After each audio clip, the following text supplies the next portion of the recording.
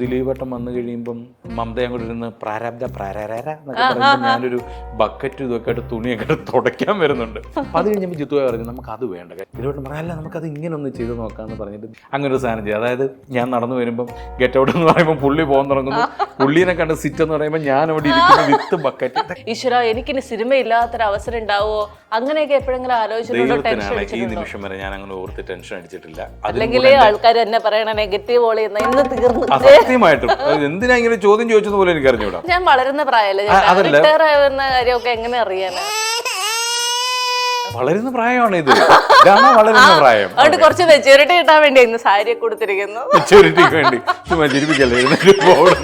ചേട്ടാ പറയട്ടെ. അപ്പൊ ഞാൻ പറഞ്ഞു വരുന്നതിനിടയ്ക്ക് വേറെ എന്തെന്നോട് ചോദിക്കരുത്. ചോദിച്ചാൽ ഞാൻ എന്തെങ്കിലും വിളിച്ച് പറയും. ടേക്കിൽ അങ്ങ് ചെയ്ത് കഴിഞ്ഞപ്പോൾ ഞാൻ വിചാരിച്ചു ലാലട്ടൻ അവനെ കലക്കി എന്നൊക്കെ പറഞ്ഞു. ലാലട്ടൻ മിണ്ടുന്നേ ഇല്ല. ഞാൻ വിചാരിച്ചു ലാലട്ടൻ എങ്ങനെ ഉണ്ടെന്ന്. നീ ഡയലോഗ് കാണാതെ പറഞ്ഞു ഇനി അഭിനയിക്കേ എന്ന് പറഞ്ഞു. ഞാൻ പറഞ്ഞേ ഞാൻ അഭിനയിച്ചത് ഇതെങ്ങനെയാണോ മോനെ അഭിനയിക്കുന്നത് മോൻ. ഞാൻ പറഞ്ഞു പിന്നെ എങ്ങനെ എനിക്ക് ഗ്യാപ്പ് ഇടണം. പ്രണവ് മോഹൻലാൽ ഞാൻ ഒരു ദിവസം ചോദിച്ചിട്ടുണ്ട് മോനെ അച്ഛന് മലയാളികൾക്ക് എന്താണെന്നോ അച്ഛൻ്റെ ഹിസ്റ്ററി എന്താണെന്നോ വല്ല പിടുത്തോ.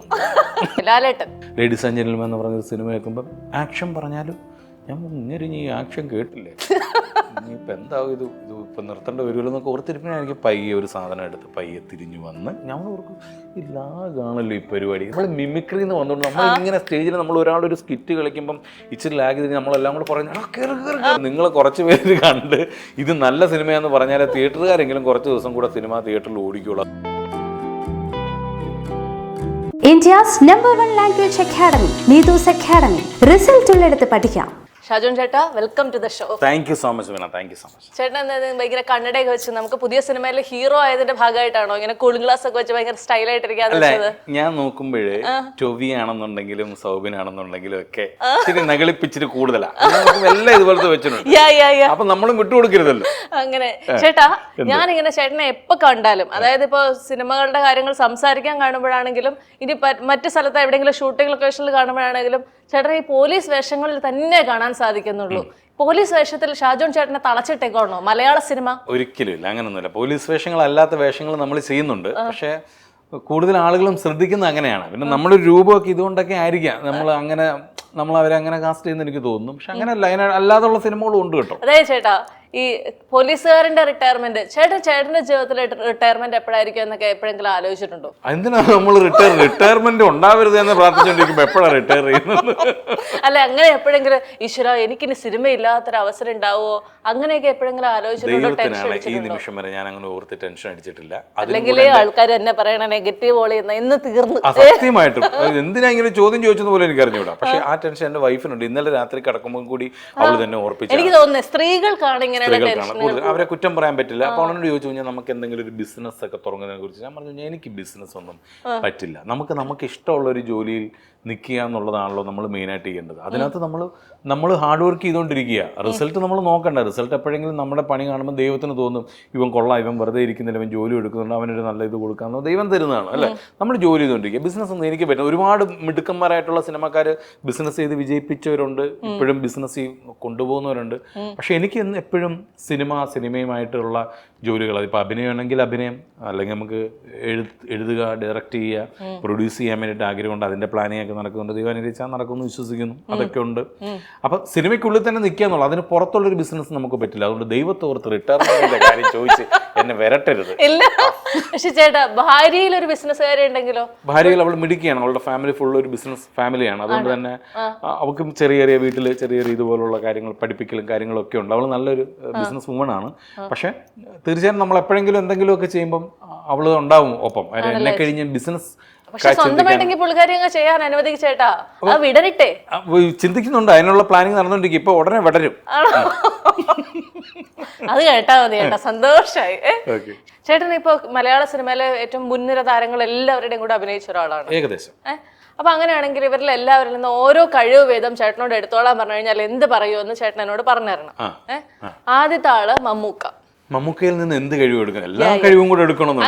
അങ്ങനെ പറ്റില്ല. അത്യാഗ്രഹം പാടില്ല. ഒരെണ്ണേ തരുള്ളൂ. മമ്മൂക്കയുടെ ഒരു ഡബ്ബിംഗ് സ്കില്ല് അതെന്താ അങ്ങനെ? അത് മമ്മൂക്ക ഡബ്ബിങ്ങിന് ചില നുറുക്ക് വിദ്യകൾ ചെയ്യുന്നതായിട്ട് മമ്മൂക്ക പറഞ്ഞിട്ടുള്ളതല്ല, അദ്ദേഹത്തിൻ്റെ ഡയറക്ടേഴ്സ് പറഞ്ഞിട്ടുണ്ട്. ഡബ് ചെയ്യുമ്പോൾ അഭിനയിക്കുമ്പം വളരെ ലൈറ്റായിട്ട് പറഞ്ഞു പോകുന്ന സാധനങ്ങളൊക്കെ ഡബ്ബിങ്ങിൽ വേറൊരു ഇമോഷനിലാക്കും അദ്ദേഹം. മനസ്സിലായില്ലേ? ചെറിയ ചില ഇതൊക്കെ ഇട്ടിട്ട് തിങ്സ് ഒക്കെ നമ്മുടെ ശരത്തേട്ടൻ പറഞ്ഞുള്ള സംഗതികളൊക്കെ ഇട്ടിട്ട് അത് വേറൊരു മൂഡിലാക്കും എന്ന് പറഞ്ഞു. അത് അഭിനയിക്കുമ്പോൾ ചിലപ്പോൾ നമുക്ക് അത്ര ഇമോഷൻ ഫീൽ ചെയ്യത്തില്ലെങ്കിൽ അദ്ദേഹം ഡബ്ബിങ്ങിൽ വരുമ്പോൾ അത് ഗംഭീരമായിട്ട് അത് ഡബ് ചെയ്തിട്ട് അദ്ദേഹം മാറ്റാറുണ്ടെന്ന് പറഞ്ഞിരുന്നു. അത് പണ്ട് മുതലേ പറയുന്ന കാര്യങ്ങളാണ്. വേറെ ലെവലാണ്. ഓക്കേ, ലാലേട്ടൻ്റെ എന്താണ് ആ ഒരു ഈസിനെസ്, ആ ആക്ടിങ്ങിലൊരു ലാളിത്യം എന്നൊക്കെ പറഞ്ഞല്ലോ. നമുക്ക് അഭിനയിക്കുകയാണോ എന്ന് നമുക്ക് തന്നെ ഡൗട്ട് തോന്നി. ഞാൻ ഒരുമിച്ച് അഭിനയിക്കുമ്പോൾ ഇനി ഞാൻ ഓർത്തിട്ടുണ്ട് ഇദ്ദേഹം ഇനിയിപ്പം ആക്ഷൻ കേട്ടിട്ടില്ലെന്ന്. നമ്മുടെയൊക്കെ ആ സമയത്ത് ഇപ്പോഴൊക്കെ അവരുടെയൊക്കെ കണ്ടുപിടിച്ച് കുറച്ച് മാറ്റങ്ങളൊക്കെ വന്നിട്ടുണ്ടെന്ന് എനിക്ക് തോന്നുന്നു. മുൻപ് നമ്മൾ ഇങ്ങനെ നിൽക്കും, ആക്ഷൻ എന്ന് പറയുമ്പോൾ ഒരു ഞെട്ടലുണ്ട്, നമുക്ക് മനസ്സിലായി ആക്ഷൻ എന്ന് പറഞ്ഞിട്ടായിരിക്കും നമ്മൾ തുടങ്ങുന്നത്. പക്ഷേ സിദ്ദിഖ ഡയറക്റ്റ് ചെയ്ത ലേഡീസ് ആൻഡ് ജെന്റിൽമാൻ എന്ന് പറഞ്ഞൊരു സിനിമ കേൾക്കുമ്പോൾ ആക്ഷൻ പറഞ്ഞാലും ഞാൻ ഇങ്ങനെ ഈ ആക്ഷൻ കേട്ടില്ലേ, ഇനിയിപ്പോൾ എന്താവും ഇത് ഇപ്പം നിർത്തേണ്ട വരുമല്ലോ എന്നൊക്കെ ഓർത്തിരിപ്പിനെ എനിക്ക് പയ്യെ ഒരു സാധനം എടുത്ത് പയ്യെ തിരിഞ്ഞു വന്ന് പയ്യെ നടന്നു വന്ന് ഞങ്ങൾ ഓർക്കും ലാഗാണല്ലോ ഈ പരിപാടി. നമ്മൾ മിമിക്രി എന്ന് വന്നുകൊണ്ട് നമ്മളിങ്ങനെ സ്റ്റേജിൽ നമ്മൾ ഒരാളൊരു സ്കിറ്റ് കളിക്കുമ്പം ഇച്ചിരി ലാഗ് തിരിഞ്ഞ് നമ്മളെല്ലാം കൂടെ പറഞ്ഞു ലാഗ് വരാൻ പാടില്ല. പക്ഷേ ലാലേട്ടൻ വന്നപ്പോൾ നമ്മൾ ഇത് എന്തൊരു ലാഗാണ്. അതൊരു സ്ക്രീനിൽ കാണുമ്പോഴാണ് അത് നമുക്ക് മനസ്സിലാകുന്നത്. ദൈവമേ ഇതുണ്ടല്ലോ, ഇങ്ങനെയാണല്ലേ ചെയ്യേണ്ടത്. അപ്പോൾ ഒരു സീനിൽ ഞാൻ ഇതിനു മുമ്പ് പറഞ്ഞിട്ടുള്ളതാണ് ഇൻ്റർവ്യൂസിൽ, ഒരു സീനിൽ ലാലേട്ടൻ്റെ ഡയലോഗ് ഇല്ല, ഫുൾ ഡയലോഗ് എനിക്കാണ്. അപ്പോൾ ഞാൻ വിചാരിച്ചു ഒന്ന് വരട്ടണം, ഫുൾ കൈഡി മേടിച്ചിട്ടാണ് ഞാൻ പോകുള്ളൂ പറഞ്ഞ് ഞാനത് ഫുള്ള് 2 പേജുണ്ട്. അപ്പം ഞാനൊരു ബാറിനകത്ത് നിന്ന് ലാലേട്ടൻ ഇരിപ്പുണ്ട്, ഞാൻ അവിടെ കൊണ്ട് വെച്ചിട്ട് ഞാൻ എന്തൊക്കെയോ ആരെപ്പറ്റി കുറ്റം ഇങ്ങനെ പറഞ്ഞ് അവസാനം ഞാൻ ദേഷ്യപ്പെട്ട് എഴുന്നേറ്റ് പോകുന്നു. ഇങ്ങനെയൊക്കെ ഒരു സാധനം അത് ഞാനിത് ഫുള്ള് കാണാതെ പഠിച്ചു. നമ്മൾ മിമിക്രി സ്റ്റേജൊക്കെ ആയതുകൊണ്ട് അങ്ങനെ ഒരു സ്കില്ല് നമുക്ക് ദൈവാനുഗ്രഹിച്ചുണ്ട്. നമ്മൾ ഫുള്ള് കാണാതെ പഠിച്ച്. അപ്പം സിദ്ദിഖ പറഞ്ഞാൽ നമുക്കത് നോക്കാം, റെഡി ആക്ഷൻ എന്ന് പറഞ്ഞാൽ ഞാനിത് ഫുള്ള് അങ്ങ് അഭിനയിച്ചു. ഒറ്റ ടേക്കിൽ അങ്ങ് ചെയ്ത് കഴിഞ്ഞപ്പോൾ ഞാൻ വിചാരിച്ചു ലാലേട്ടൻ അവനെ കലക്കി എന്നൊക്കെ പറഞ്ഞു. അപ്പോൾ ലാലേട്ടൻ മിണ്ടുന്നേ ഇല്ല. ഞാൻ വിചാരിച്ചു ലാലേട്ടൻ എങ്ങനെ ഉണ്ടെന്ന്. നീ ഡയലോഗ് കാണാതെ പറഞ്ഞു ഇനി അഭിനയിക്കേ എന്ന് പറഞ്ഞു. ഞാൻ പറഞ്ഞേ ഞാൻ അഭിനയിച്ചത് ഇതെങ്ങനെയാണോ മോനെ അഭിനയിക്കുന്നത് മോൻ. ഞാൻ പറഞ്ഞു പിന്നെ എങ്ങനെ, ഞാൻ ഗ്യാപ്പ് ഇടണം. ആ ഒരു ഡയലോഗ് പറഞ്ഞതിന് ശേഷം നീ ആ ഗ്ലാസ് എൻ്റെ അടുത്തോട്ട് മാറ്റി വെക്കുക. അപ്പോൾ ഞാൻ നിന്നോട് ഇച്ചിരി വെള്ളം ഒഴിക്കാൻ പറയുമ്പോൾ നീ ആ വെള്ളം ഒഴിച്ചുകൊണ്ട് വേണം അടുത്ത ഡയലോഗ് നീ പറയാനായിട്ട്. അതിനുശേഷം അത് അടച്ചിങ്ങനെ വെച്ചിട്ട് വേണം. ഇതൊന്നും അല്ല, ഞാൻ ഏകദേശം ലാലേട്ടൻ പറഞ്ഞു തന്ന കാര്യങ്ങൾ പറയാം. എന്നിട്ട് അവിടെ വെച്ചതിന് ശേഷം നീ എനിക്കിട്ട് നോക്കി നിൽക്കണം. അപ്പം ഞാൻ നിനക്കിട്ട് നോക്കുമ്പോഴായിരിക്കണം നീ അടുത്ത ഡയലോഗ് പറയേണ്ടത്. അപ്പം അങ്ങനെ ഓരോന്നിനും പോസ് ഇടേണ്ട ഓരോ സ്ഥലങ്ങളുണ്ട്. അപ്പോൾ ആ സ്ഥലങ്ങളിൽ പോസ് ഇട്ട് പറയുമ്പോഴാണ് വളരെ നാച്ചുറലായിട്ട് ആക്ടിങ് നമുക്ക് ഫീൽ ചെയ്യുള്ളൂ എന്ന് പറഞ്ഞു. അപ്പം ലാലേട്ടൻ പറഞ്ഞത്ര എനിക്കൊന്ന് ചെയ്യാൻ പറ്റുമെന്ന് അറിഞ്ഞുകൂടാ. പക്ഷേ ഞാനത് ട്രൈ ചെയ്തു. അത് കഴിഞ്ഞപ്പം സിദ്ദിഖ ഓക്കെ പറയുകയും ചെയ്തു. ലാലേട്ടൻ പറഞ്ഞു ഓക്കെ പിന്നെ ബെറ്റർ ആയിട്ടുണ്ടെന്ന് പറഞ്ഞു. അപ്പോൾ അതൊക്കെയാണ് നമ്മൾ മനസ്സിലെടുത്തിട്ടാണ് പിന്നീട് നമ്മൾ അഭിനയിക്കുമ്പോൾ അതിനുള്ളിലുള്ള ആക്ടിവിറ്റീസ് നമുക്ക് എന്തെങ്കിലും ചെയ്യാൻ പറ്റുമോ, എന്തെങ്കിലും അടുത്തുള്ള പ്രോപ്പർട്ടീസ് നമുക്ക് യൂസ് ചെയ്യാൻ പറ്റുമോ എന്നൊക്കെ ചോദിച്ച് നമ്മുടെ ആക്ടിങ് ബെറ്റർ ആക്കാൻ നമ്മൾ ശ്രമിച്ചിട്ടുണ്ട്. ദിലീപേട്ടൻ്റെ ഹ്യൂമർ സെൻസ് തന്നെയാണ്. നമ്മളൊരു പ്ലെയിൻ പേപ്പർ കൊടുത്തു കഴിഞ്ഞാൽ അതൊരു ഉഗ്രൻ കോമഡി സീനാക്കി തരാൻ മിടുക്കനാണ്. ഞാൻ ഒരുപാട് തൊട്ടടുത്ത് നിന്ന് കാണാൻ ഭാഗ്യമുണ്ടായിട്ടുള്ള ഒരാളാണ്. എക്സാമ്പിൾ പറയുകയാണെന്നുണ്ടെങ്കിൽ മൈ ബോസിലൊക്കെ ഒരുപാട് സീനുകളുണ്ട്, ഒരുപാട് സീനുകൾ. അപ്പം ദിലീപേട്ടൻ അറിയാം, ഫസ്റ്റ് ഹാഫിൽ ദിലീപേട്ടൻ്റെ പ്ലേ കുറച്ച് കുറവാണ്. ഈ അലി എന്ന് പറയുന്ന ക്യാരക്ടറാണ്. സെക്കൻഡ് ഹാഫിലാണ് ദിലീപേട്ടൻ നാട്ടിൽ വന്നിട്ടാണ് പുള്ളിയുടെ വിളയാട്ടം. ഫസ്റ്റ് ഹാഫിൽ ഫുള്ള് ഹ്യൂമർ ഹാൻഡിൽ ചെയ്യാൻ പറ്റുന്ന ഈ അലി എന്ന് പറയുന്ന ക്യാരക്ടറാണ് ദിലീപേട്ടന് വ്യക്തമായിട്ട് അറിയാം. അതുകൊണ്ട് തന്നെ ദിലീപേട്ടൻ ഷൂട്ട് കഴിഞ്ഞാൽ ദിലീപേട്ടൻ പോവില്ല. ദിലീപേട്ടൻ ക്യാമറയുടെ പുറകെ വന്നിട്ട് നമ്മൾ ചെയ്യുന്ന ഇങ്ങനെ നോക്കും. എന്നിട്ട് പറയും ജിത്തുഭായി അത് അവനെ കൊണ്ട് ഇങ്ങനെ ചെയ്യിപ്പിക്കും, അല്ലെങ്കിൽ അവനെ കൊണ്ട് ഇങ്ങനെ ചെയ്യിപ്പിക്കും എന്ന് പറഞ്ഞ് ദിലീപേട്ടൻ പറഞ്ഞ് നമുക്ക് ഓരോ സാധനങ്ങളും പറഞ്ഞു തന്ന് എക്സാമ്പിൾ പറയുകയാണെന്നുണ്ടെങ്കിൽ അതിനകത്ത് ഈ ചായ വീണതിന് ശേഷം ദിലീപേട്ടൻ വന്നു കഴിയുമ്പം മമതയും കൂടെ ഇരുന്ന് പ്രാരാബ്ദ പ്രാരാര എന്നൊക്കെ പറയുമ്പോൾ ഞാനൊരു ബക്കറ്റ് ഇതൊക്കെ ആയിട്ട് തുണിയൊക്കെ തുടയ്ക്കാൻ വരുന്നുണ്ട്. അത് ജിത്തുഭായി ശരിക്കും എഴുതി വെച്ചിരുന്നു. ഇവരിങ്ങനെ സംസാരിക്കുന്നു, ഞാൻ വന്നു ഇത് എഴുതുന്നു, അപ്പോൾ എന്നെ ഗെറ്റ് ഔട്ട് അടിക്കുന്നു. ഇത്രയേ ഉള്ളൂ സ്ക്രിപ്റ്റിൽ. അപ്പം അത് കഴിഞ്ഞപ്പോൾ ജിത്തുഭായി പറഞ്ഞു നമുക്കത് വേണ്ട, കാര്യം ഇവർ തമ്മിൽ ഇങ്ങനെ അങ്ങോട്ട് മത്സരിച്ച് സംസാരിച്ചുകൊണ്ടിരിക്കുമ്പോൾ ഒരാൾ വന്നു കഴിഞ്ഞാൽ ഒരു പ്രശ്നം തോന്നുന്നു, നമുക്കതൊരു വേണ്ട എന്ന് പറഞ്ഞപ്പം ദിലീപേട്ടൻ പറഞ്ഞു അല്ല നമുക്കത് ഇങ്ങനെ ഒന്ന് ചെയ്ത് നോക്കാമെന്ന് പറഞ്ഞിട്ട് ദിലീപേട്ടനും കൂടി ഡിസ്കസ് ചെയ്തിട്ടാണ് അങ്ങനെ ഒരു സാധനം ചെയ്യുക. അതായത് ഞാൻ നടന്നു വരുമ്പം ഗെറ്റ് ഔട്ട് എന്ന് പറയുമ്പോൾ പുള്ളി പോകാൻ തുടങ്ങുന്നു, പുള്ളീനെ കണ്ട് സിറ്റ് എന്ന് പറയുമ്പോൾ ഞാൻ അവിടെ ഇരിക്കുന്ന വിത്ത് ബക്കറ്റ്, ഇതൊക്കെ ആ സമയത്ത് ഇംപ്രവൈസ് ചെയ്ത സാധനങ്ങളാണ്. അപ്പം അങ്ങനെ ഒരുപാട് സിനിമകളിൽ ദിലീപേട്ടൻ അങ്ങനെ ഒരുപാട് ഹെൽപ്പ് ചെയ്തിട്ടുണ്ട്. അപ്പോൾ ദിലീപേട്ടൻ ആ ഒരു ഹ്യൂമർ അതിൻ്റെ ഒരു സ്കില്ല് കിട്ടിയാൽ എന്നായിരിക്കും തോന്നിയിട്ടുണ്ട്. പ്രണവ് മോഹൻലാൽ നമുക്ക് വിശ്വസിക്കാൻ പറ്റില്ല വീണ. എനിക്ക് ഇദ്ദേഹത്തിന് ഇപ്പോഴും മനസ്സിലായിട്ടില്ല എന്ന് തോന്നി. ഞാൻ ഒരു ദിവസം ചോദിച്ചിട്ടുണ്ട് മോനെ അച്ഛന് മലയാളികൾക്ക് എന്താണെന്നോ അച്ഛൻ്റെ ഹിസ്റ്ററി എന്താണെന്നോ വല്ല പിടുത്തമുണ്ടോ ഞാൻ ഒരു ദിവസം ചോദിച്ചേ. ഞാൻ ചേട്ടാ അത് എന്താ അത് ഇങ്ങനെ നമ്മളിങ്ങനെ ഇരിക്കുകയാണ്, നമ്മളിങ്ങനെ ഒന്ന് ഡിസ്കസ് ചെയ്തുകൊണ്ടൊക്കെ ഇരിക്കുമ്പോൾ ഞാൻ അരുൺ ഗോപിയുടെ സിനിമയിലാണ് ഞാൻ അഭിനയിച്ചത്, അപ്പോൾ ഏട്ടാ അഭിനയിച്ചത്. അപ്പോൾ ഞാൻ ഇങ്ങനെ പറഞ്ഞാൽ ഞാൻ നോക്കുമ്പോൾ താഴെ വന്നിരുന്നിട്ട് ഇങ്ങനെ കേട്ടോണ്ടിരിക്കുന്നു, ഈ സീൻ ഇങ്ങനെ എനിക്ക് പറഞ്ഞിരുന്നത്. ഞാൻ മോനെ ഇവിടെ കയറി ഇല്ല ഇവിടെ നമ്മൾ പറഞ്ഞു എന്ന് പറഞ്ഞ് താഴെ ഇരുന്ന് കേട്ടോണ്ടിരിക്കുക. ഭക്ഷണം കഴിക്കുന്ന കാണുമ്പോൾ എവിടെയെങ്കിലുമൊക്കെ പോയിരുന്നു ഭക്ഷണം കഴിക്കുന്നു. അപ്പോൾ ഇതൊന്നും ആ പയ്യൻ്റെ തലയിലോട്ട് കയറിയിട്ടില്ല. അച്ഛൻ്റെ ഒരു ലെവൽ അറിഞ്ഞുകൂടാന്ന് തോന്നുന്നു, ഒന്നും അറിഞ്ഞുകൂടാന്ന് എനിക്ക് തോന്നുന്നു. ആ പയ്യന് അങ്ങനെ ഇരിക്കുന്നതാണ്, അതൊരു വലിയൊരു അത്ഭുതമാണ്. സത്യം സത്യം. ഗംഭീര ഒരു ഹ്യൂമൻ ബീങ് ആണ് അപ്പു എന്ന് പറയുന്നത്. ഒരുപാട് പേര് കണ്ടു പഠിക്കേണ്ട ഒരുപാട് കാര്യങ്ങളുണ്ട്. ഒരാളെ കൂടെ ചോദിക്കട്ടെ, പൃഥ്വിരാജ്. ഒന്നും മാറ്റിവെക്കാനില്ലാത്ത ഒരാളാണ് രാജു. രാജുവിനെ എന്താണ് എൻ്റെ അനിയനെ പോലെ കണ്ട് ഞാൻ സ്നേഹിക്കുന്ന ഒരാളാണ്. പക്ഷെ എൻ്റെ ഗുരുതുല്യനായിട്ട് ഞാൻ ബഹുമാനിക്കുന്ന ഒരാളും കൂടിയാണ് രാജു. രാജു നമുക്ക് തരുന്നൊരു സ്പേസ്, നമ്മളോട് കാണിക്കുന്നൊരു സ്നേഹം. അപ്പം പലപ്പോഴും എനിക്ക് എൻ്റെ സ്വന്തം അനിയനെ പോലെയാണ് രാജുവിനോട് എനിക്ക് ഭയങ്കര ഇഷ്ടമാണ് എൻ്റെ ഉള്ളിൽ. പക്ഷെ അങ്ങേയറ്റത് ബഹുമാനമുണ്ട്. കാര്യം അത്രയ്ക്ക് ബ്രില്യൻ്റ് ആയിട്ടുള്ളൊരു ഫിലിം മേക്കർ തന്നെയല്ല, സിനിമയ്ക്ക് വേണ്ടി ജീവിതം മാറ്റി വെച്ചിരിക്കുന്ന ഒരാളാണ്. സിനിമയിലെ ഏത് മേഖല എല്ലാവർക്കും അറിയാവുന്ന കാര്യമാണ്. ഞാൻ ഇനി പറഞ്ഞ് രാജുവിനെ പൊക്കിയടിക്കുന്ന കാര്യമൊന്നുമില്ല. ഏത് മേഖലയെക്കുറിച്ച് ചോദിച്ചാലും ഡൗട്ടില്ലാത്ത ഒരാളാണ്. എന്തിനെക്കുറിച്ച് ചോദിച്ചാലും അതിന് ക്ലാരിറ്റി ആയിട്ട് നമുക്കൊരു ആൻസർ തരുന്ന ഒരാളാണ്. എന്ത് കാര്യങ്ങളും ഇപ്പോൾ സിനിമ ഒരു പ്രൊഡ്യൂസർ എന്നുള്ള നിലയിലാണെങ്കിലും ആക്ടർ ആണെങ്കിലും ഡയറക്ടർ ആണെങ്കിലും ഒരു ക്യാമറയെക്കുറിച്ച് ചോദിച്ചാലും ലൈറ്റിനെ കുറിച്ച് ചോദിച്ചാലും എല്ലാം അറിയുന്ന ഒരാളാണ്. അപ്പം രാജുവിൻ്റെ കയ്യിൽ നിന്ന് എന്താണ് എടുക്കണമെന്ന് തോന്നിക്കഴിഞ്ഞാൽ എന്താണ് ആ ഒരു പേഴ്സണാലിറ്റി എനിക്ക് വലിയ ഇഷ്ടമാണ്. മനസ്സിലായി. ഞാൻ ഈ പേര് ഇങ്ങനെ നോക്കിക്കൊണ്ടിരുന്നപ്പോൾ ഞാൻ ഇന്നലെ രാവിലെ വരെ മനസ്സിലാക്കിക്കൊണ്ടിരുന്നത് CI രാമേന്ദ്രൻ എന്നായിരുന്നു, റിട്ടയർഡ് SI. പക്ഷെ അതിനിടയ്ക്ക് ഒരു ഡിയും കൂടെ ഉണ്ടെന്ന് പിന്നീട് ആയിട്ടാ മനസ്സിലാക്കുന്നത്. CID ഇദ്ദേഹം റിട്ടയർഡ് SI ആണ്. അപ്പോൾ ഇദ്ദേഹം 33 വർഷമായിട്ട് ഇദ്ദേഹം ജോലി ചെയ്തുകൊണ്ടിരുന്നൊരു ജോലിയിൽ നിന്ന് ഇദ്ദേഹം പെട്ടെന്ന് ഒരു ദിവസം റിട്ടയർ ചെയ്യുകയാണ്. അപ്പോൾ റിട്ടയർമെന്റിന് ശേഷം എല്ലാവർക്കും ഉണ്ടാവുന്ന ഒരു ട്രോമയുണ്ട്. അത് വീണയ്ക്ക് എത്രമാത്രം കണക്ട് ആവുമെന്ന് എനിക്ക് അറിഞ്ഞു. ഞാൻ വളരുന്ന പ്രായമല്ലേ, എങ്ങനെ അറിയാനാ? വളരുന്ന പ്രായമാണ് ഇത്, വളരുന്ന പ്രായം. അതുകൊണ്ട് കുറച്ച് മെച്ചൂരിറ്റി കിട്ടാൻ വേണ്ടി ഇന്ന് സാരി കൊടുത്തിരിക്കുന്നു. മെച്ചൂരിറ്റിക്ക് വേണ്ടി ചുമ്മാ ചിരിപ്പിക്കല്ലേ, ചേട്ടാ പറയട്ടെ. വീണയ്ക്ക് കണക്ട് ആവുമെന്ന് ചോദിക്കാൻ കാരണം എൻ്റെ ചാച്ചൻ പോലീസിലായിരുന്നു. അപ്പോൾ ചാച്ചൻ എനിക്ക് തോന്നുന്നു ഇതുപോലെ 34 വർഷത്തോളം പോലീസും 35 വർഷത്തോളം പോലീസ് ജോലി ചെയ്തിട്ട് റിട്ടയർ ആയ ഒരാളാണ്. അപ്പോൾ ആ റിട്ടയർമെന്റിന് ശേഷം ചാച്ചൻ ഉണ്ടായിരുന്ന ഒരു ട്രോമ അല്ലെങ്കിൽ ചാച്ചൻ്റെ ഒരു ഫീലിങ്സ് ഞാൻ അടുത്ത് നിന്ന് കണ്ട ഒരാളാണ്. അപ്പം ഈ കഥ സനൂപ് ഒരു ലൈൻ പറഞ്ഞു കഴിഞ്ഞപ്പോൾ തന്നെ ഞാൻ സനൂപിനോട് പറഞ്ഞു, സനൂപ് നമുക്ക് ഇത് ചെയ്യണം. കാര്യം എനിക്കത് ആ ഇമോഷൻ എനിക്ക് അറിയാവുന്നതുകൊണ്ട് പറഞ്ഞാണ്. 33 വർഷം ജോലി ചെയ്തുകൊണ്ടിരുന്ന ഒരാളാണ് ഈ രാമേന്ദ്രൻ എന്ന് പറയുന്നത്. പെട്ടെന്ന് ഒരു ഇയാൾ ജോലിക്ക് ഇയാൾക്ക് അങ്ങോട്ടും ഉൾക്കൊള്ളാൻ പറ്റുന്നില്ല. ഇയാൾ പിറ്റേ ദിവസം രാവിലെ ചായ കുടിക്കാനായിട്ട് സ്റ്റേഷൻ്റെ ഫ്രണ്ടിൽ ചെന്ന് സ്റ്റേഷനിലോട്ട് ചെന്ന് നോക്കിയിരിക്കുക. പോലീസുകാരൊക്കെ പോകുമ്പോൾ ഇതെന്തിനാ മറ്റേ അവനെ പിടിക്കാൻ പോകുമായിരിക്കും എന്ന് പറഞ്ഞ് ഇയാൾക്ക് അങ്ങോട്ട് മാറാൻ പറ്റുന്നില്ല. അതാണ് ഇദ്ദേഹത്തിൻ്റെ ഫീൽ. അപ്പോൾ ഇദ്ദേഹത്തിൻ്റെ അടുത്തൊരു സുഹൃത്ത് പറഞ്ഞിട്ട് നീ അങ്ങനെയാണെന്നുണ്ടെങ്കിൽ മെടുക്കാനായിട്ട് ഒരു SI ഒരു ഇൻവെസ്റ്റിഗേഷൻ ഒരു ബ്യൂറോ തുടങ്ങുക എന്ന് പറഞ്ഞിട്ട് അങ്ങനെ ഇദ്ദേഹം തുടങ്ങുന്നതാണ് കഥയുടെ മെയിൻ പ്ലോട്ട്. ഇപ്പൊ CID മനസ്സിലായല്ലോ, റിട്ടയർ SI മനസ്സിലായല്ലോ, മെച്യൂരിറ്റി മനസ്സിലായല്ലോ, എല്ലാം മനസ്സിലായി. പനി ഒരു ഇച്ചിരി കുറവുണ്ടോ?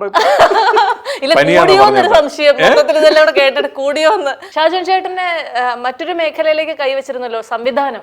പിന്നീട് എന്ത് സംഭവിച്ചു ചേട്ടാ? നമ്മൾ അതിനു വേണ്ടിയിട്ട് അടുത്ത സിനിമകളുടെ പണിപ്പുരയിലാണിപ്പം. ദൈവാനുഗ്രഹിച്ച ഉടനെ തന്നെ ആ സിനിമ സംഭവിക്കും എന്ന് വിശ്വസിക്കുന്നു. അതിനു വേണ്ടിയിട്ട് നന്നായിട്ട് ഹാർഡ് വർക്ക് ചെയ്തുകൊണ്ടിരിക്കുകയാണ്. സംവിധാനം, അഭിനയം ഏതാ ഏറ്റവും എളുപ്പമായി തോന്നിയത്? എല്ലാം ഞാൻ എൻജോയ് ചെയ്ത് ചെയ്യുന്നതാണ്. അഭിനയം എന്ന് പറഞ്ഞു കഴിഞ്ഞാൽ എന്താണ്, അത് നമ്മുടെ ജോലി കൂടിയാണ്. അഭിനയം എന്ന് പറഞ്ഞു കഴിഞ്ഞാൽ നമ്മൾ കുറച്ച് ഈസി ആയിട്ട് എനിക്ക് തോന്നുന്നുണ്ട്. പക്ഷേ ഡയറക്ഷൻ എന്ന് പറഞ്ഞു കഴിഞ്ഞാൽ അതിൻ്റെ ഒരു പാഷൻ കൂടിയാണ്. എല്ലാവരും എന്നോട് ചോദിക്കും, നിങ്ങൾക്ക് വളരെ സുഖമുള്ളൊരു ജോലിയല്ലേ ചെയ്തുകൊണ്ടിരിക്കുന്നത്, എന്തിനാ ഇനിയിപ്പം? പക്ഷേ എനിക്കെന്തോ ഒരു വലിയ ഇഷ്ടമാണ്. ഞാൻ ഭയങ്കരമായിട്ട് എൻജോയ് ചെയ്യുന്നുണ്ട്. എനിക്കതൊരു ഭയങ്കര കിക്ക് തരുന്നുണ്ട്. അതുകൊണ്ട് തന്നെ തീർച്ചയായിട്ടും ഞാൻ ഇനിയും സിനിമകൾ സംവിധാനം ചെയ്യണം എന്ന് തന്നെയാണ് ആഗ്രഹം. ഞാൻ ദൈവത്തിൻ്റെ കയ്യിലാണ് ഇരിക്കുന്നത്, അതിനുവേണ്ടി ശ്രമിച്ചുകൊണ്ടിരിക്കുന്നത്. ചേട്ടാ, നമ്മൾ ഈ സഹതാരം അല്ലെങ്കിൽ ഇങ്ങനെ സെക്കൻഡ് ക്യാരക്ടറൊക്കെ ആയിട്ട് അഭിനയിക്കാൻ നല്ല എളുപ്പമാണ്. നമുക്ക് അതിന്റെ ഉത്തരവാദിത്തങ്ങളൊന്നുമില്ല. പക്ഷെ നായകനാകുമ്പോ കളി മാറി. അപ്പൊ ചേട്ടൻ ഇങ്ങനെ ഇടയ്ക്ക് നായകനാവണോ വേണ്ടയോ എന്നിങ്ങനെയുള്ള ഒരു തോട്ട് എപ്പോഴെങ്കിലും മനസ്സിലൂടെ അത് മുൻപ് പോലുണ്ട്. ദൃശ്യം കഴിയുമ്പോൾ മുതൽ ഒരുപാട് പേര് വരുന്നുണ്ട്. നമുക്ക് ചെറിയ ചെറിയ സിനിമകൾ, നമുക്ക് അങ്ങനത്തെ ഒരു ട്രെൻഡ് ഉണ്ടായിരുന്നു ആ സമയത്തൊക്കെ. നമ്മളൊരു ഒരു സെൻട്രൽ ക്യാരക്ടർ വന്ന് മീൻസ് ഒരു ഹ്യൂമറായിട്ട് ഒരു ഹ്യൂമർ വേഷം ചെയ്ത് ഹിറ്റായി കഴിഞ്ഞ് കഴിഞ്ഞാൽ ജനങ്ങൾ നമ്മളെ ഇഷ്ടപ്പെടുന്നു എന്ന് അറിയുമ്പം ചിലർ നമ്മളെ സമീപിക്കും. ഒരു സിനിമ ഉണ്ട് കേട്ടോ, ഇത്ര ബഡ്ജറ്റ് നമുക്ക് തീർക്കാൻ പറ്റും. അപ്പം അങ്ങനെ ഒരുപാടെണ്ണം നമ്മൾ വേണ്ടാന്ന് വെച്ചിട്ടുണ്ട്. പക്ഷേ ഈ കഥയായിട്ട് സനൂപ് വന്നപ്പോൾ തന്നെ സനൂപിനോട് ഈ സിനിമയോടുള്ളൊരു ഇഷ്ടം അല്ലെങ്കിൽ അദ്ദേഹത്തിനുള്ളിൽ ഒരു സിനിമാക്കാരൻ്റെ ഒരു ആഗ്രഹം നമുക്ക് മനസ്സിലാവും. നമ്മളുടെ ആ ക്യാരക്ടറിനെ അങ്ങ് ആവാഹിക്കുമ്പോഴത്തേക്കും ആൾക്കാർക്ക് നമ്മൾ അത്ര ദുഷ്ടനാണെന്ന് തോന്നുന്ന ഒരു സിറ്റുവേഷൻ വരാറുണ്ട്. ചേട്ടനെ അങ്ങനെ ആരെങ്കിലും കണ്ടിട്ടുണ്ടോ? ഈ ദൃശ്യത്തിലെ ആ ദുഷ്ടനായ പോലീസിന് ശേഷം എനിക്ക് ഇയാളെ കണ്ടുകൂടാ എന്ന് പറയുന്ന അമ്മമാര്, അങ്ങനെയൊക്കെയുള്ള പ്രായമായവര്? അങ്ങനെ പറയുന്നവരൊക്കെ ഉണ്ട്. അത് അമ്മമാരും പ്രായമായവരൊന്നുമല്ല, എനിക്കൊന്ന് കൂടുതലും ആണുങ്ങൾ തന്നെയാണ്. ഇടിക്കാൻ തോന്നുന്നുണ്ട് കേട്ടോ. പക്ഷെ അങ്ങനെ ഇപ്പോഴും പറഞ്ഞത് ഇന്നലെ ജോണിച്ചേട്ടൻ, നമ്മുടെ ജോണി ആൻഡിച്ചേട്ടൻ്റെ ഹൗസ് വാമിംഗ് ആയിരുന്നു. ഞാനോട് പോയപ്പോൾ ജോണിച്ചേട്ടൻ 1-2 സുഹൃത്തുക്കളോട് പറഞ്ഞു, എന്നാലും നിങ്ങൾ ജോർജ് കുട്ടിയുടെ മോളെ തല്ലിയത് ഞങ്ങൾ മറന്നിട്ടില്ല കേട്ടോ. ഇപ്പോഴും അവരുടെ ആണുങ്ങളാണ് കേട്ടോ കൂടുതലും. അതെ. ഈ സിനിമ ഇറങ്ങുന്നതിന് തലേ ദിവസം ചേട്ടന് ഭയങ്കര ടെൻഷൻ ഉണ്ടാവുന്ന ആ അവസ്ഥയുണ്ടോ? അതുണ്ടാവുമല്ലോ, അതെല്ലാവർക്കും ഉണ്ടാവും. അതിപ്പോൾ നമ്മൾ സെൻട്രൽ ക്യാരക്ടർ ചെയ്യണമെന്നില്ല, നമ്മൾ ഭാഗമാവുന്ന ഒരു സിനിമ റിലീസ് ആവുന്ന തലേ ദിവസം നമുക്ക് തീർച്ചയായിട്ടും നമുക്ക് ടെൻഷൻ ഉണ്ടാവും. ഈ ചേട്ടന്റെ വീട്ടുകാരെല്ലാവരും ആ വേഷം ചെയ്യണ്ടായിരുന്നു എന്ന് പറഞ്ഞ സിനിമയുണ്ടോ? ചില സിനിമകളുണ്ട്. ചില സിനിമകൾ കണ്ടു കഴിയുമ്പോൾ, സിനിമയുടെ പേര് പറയുന്നില്ല, പറഞ്ഞ അവര് വൈഫും മോളും ആണ് കൂടുതലും. പിന്നെ അവൻ ഇളയതായതുകൊണ്ട് അവൻ അത്ര വിവരം വെച്ച് വന്നിട്ടില്ല. ഇപ്പൊ 9ാം ക്ലാസ്സിലോട്ട് ഇപ്പൊ വിമർശിച്ച് തുടങ്ങിയിട്ടുണ്ട്. ചില ഡ്രസ്സൊക്കെ ഇടുമ്പം എന്തോന്ന് അപ്പൊ ഇതൊക്കെ വേണോന്നൊക്കെ ചോദിക്കാറുണ്ട്. എന്നെ ചെറുപ്പക്കാരനായി നടക്കാൻ മകൻ സമ്മതിക്കുന്നില്ല എന്നുണ്ടോ? അവൻ അങ്ങനല്ല, ചില ഡ്രസ്സുകളൊക്കെ ഇടുമ്പം ഇത്രയ്ക്ക് വേണോ അപ്പാ എന്നൊക്കെ ചോദിക്കാറുണ്ട്. വൈഫും മോളും ആണ് മുഖത്ത് നോക്കി പറയുന്നത്, ഈ സിനിമ വേണ്ടായിരുന്നു, അപ്പൊ എന്തിനാ അപ്പ ചെയ്ത് അത് ചോദിക്കും. അപ്പം നമ്മൾ പറയാം, നമ്മളിതിൽ ജോലിയും കൂടെ അല്ലേ എന്ന് പറയും. അവർക്ക് അത്ര അങ്ങനെ ചിന്തിക്കാറില്ലല്ലോ. നമ്മുടെ ജോലിയും കൂടാണ്. അത് നല്ലതുണ്ടാവാം, മോശം ഉണ്ടാവാം, നമ്മൾ ജോലിയും കൂടാണ്. നല്ലതാവണേ എന്ന് പ്രാർത്ഥിച്ച് നമ്മളങ്ങ് പോകുന്നു. രാമേന്ദ്രൻ റിട്ടയർഡ് SI തിയേറ്ററുകളിലേക്ക് എത്തുമ്പോൾ ചേട്ടന്റെ പ്രേക്ഷകരോട് എന്താണ് പറയാനുള്ളത്? പ്രേക്ഷകരോട് പറയാനുള്ളത്, നിങ്ങളൊന്ന് വന്ന് ഇതൊന്ന് കണ്ടു നോക്കുക. നിങ്ങൾ വലിയ വാഗ്ദാനങ്ങളൊന്നുമില്ല, ഗംഭീര സിനിമകൾ വന്നുകൊണ്ടിരിക്കുന്ന സമയമാണ്. അതുകൊണ്ട് കാണണമെങ്കിൽ എത്രയും പെട്ടെന്ന് നേരത്തെ തന്നെ തിയേറ്ററിൽ വന്ന് കണ്ടോണം. തൊട്ട് പുറകെ ടർബോ ഒക്കെ വരുന്നുണ്ട്.